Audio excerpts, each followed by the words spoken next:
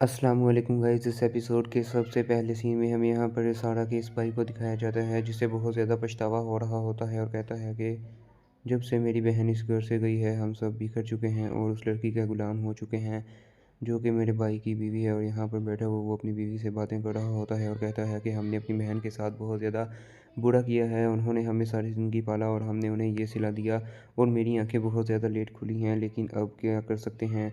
सब कुछ इतना ज़्यादा हो चुका है और मेरी बहन मुझे पता है कि कभी मुझे माफ़ नहीं कर पाएगी। तो ये बात सुनकर वो कहती है कि वो ऐसी नहीं है, वो आपको माफ़ कर देंगी अगर आप उनसे माफ़ी मांगेंगे।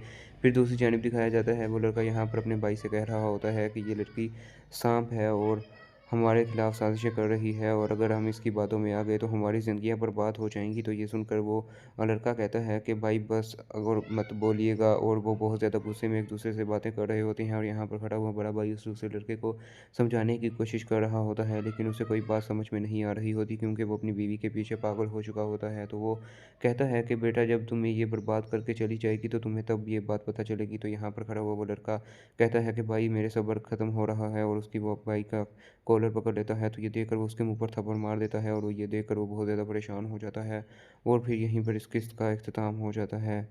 आज के लिए बस इतना ही। अल्लाह हाफ़िज़।